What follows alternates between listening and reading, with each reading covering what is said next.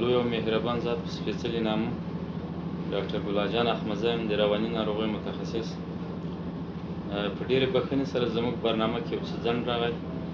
په تېره برخه کې مو د ژور خفګان په نښو نښانو خبرې کړې وې او دا مو ویلي وو چې ژور خفګان څه شي ده.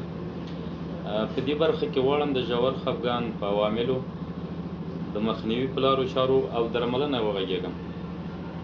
د ژور خفګان عوامل بایوسایکوسوشل دي، یعنی بیولوژیک، رواني او ټولنیز عوامل لري.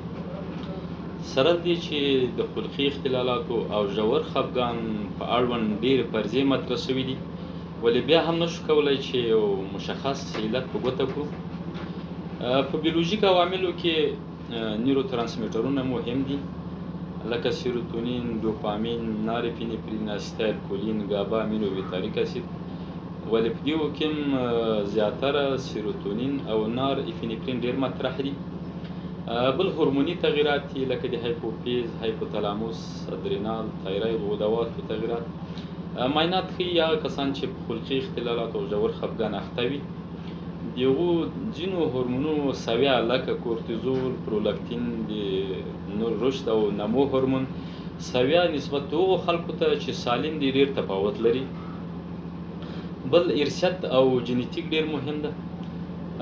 څېړنې ښیي هغه کسان چې یو د والدینو نه په ژور خفګان اخته وي، 10 نه تر 25% احتمال شته چې اولادونه هم په ژور خفګان باندې اخته شي، او که چېرته دواړه د والدینو نه په ژور خفګان اخته وي، دغه فیصدي 2 چنده کېږي. بلې رواني، ټولنیز او محیطي عوامل دي. د ژوند هغه ناخوالې، نادودې او دردونکې پیښې چې د سټرس څخه ډکې وي، دا هم ژور خفګان ته زمینه برابروي او د ژور خفګان سبب ګرځي، لکه د والدینو د لاسه ورکول، طلاق و جدایي، نامنیو جګړې، مهاجرت او کډوالي، کورنۍ تاوتریخوالی، کونډتوب، بیکاري.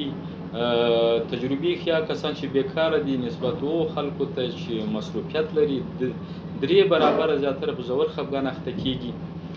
د کم عمر نجونو ودول او په بدو کې ورکول، د نشهیي توکو باندې روږدي کېدل او جسمي او جنسي ځورونې، دا هغه عوامل دي چې ژور خفګان ته زمینه برابروي. بل شخصیتي عوامل دي، یعنی هغه کسان چې وسواسي، نمایشي او مرزي شخصیت ولري، دا هم په ژور خفګان زیات اخته کېږي. یو سلسله سپارښتنې دي او لارښوونې دي چې د ژور خفګان مریضان باید عملي کړي، تر څو د دوی د مرض د شدت څخه مخنیوی وکړي. ژور خفګانو ته مو لارښوونه دا ده چې اول دې دیني لارښوونې او هدایت عملي کړي، لکه لمونځ، ذکر، تلاوت، منظم ورزش او تمرین دې وکړي، کافي او په خپل وخت دې خوب وکړي، سم او مناسب رژیم دی ولري، یعنی کافي او سمه غذا دی وخوري، یو سالم مصروفیت یې ځان ته پیدا کړي، ذهني کار او فشار دې په ځان کم کړي، ټولنیزې اړیکې دې پیاوړې کړي، او په اجتماعي او ټولنیزو فعالیتو کې دې برخه واخلي، خپلې ستونزې دې د نورو خلکو سره شریکې کړي، د نشهیي توکو د استعمال څخه دې ډډه وکړي.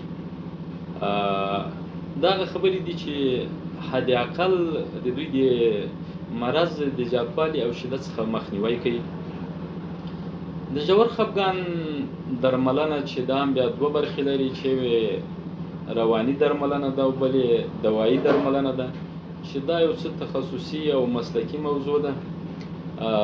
نو هغه کسان چې ژور خفګان باندې اخته وي یا پوه شي چې ژور خفګان اخته یم او ځان کې د ژور خفګان نښې نښانې وویني، هیله مو ده چې د رواني او اعصابو ناروغیو متخصص ته مراجعه وکړي، تر څو د دوی دغه نورمال ژوند ګډوډ نه شي او خپل ژوند نورمال مخکې بوځي او د مرض د زیاتوالي څخه یې مخه نیول شوې وي.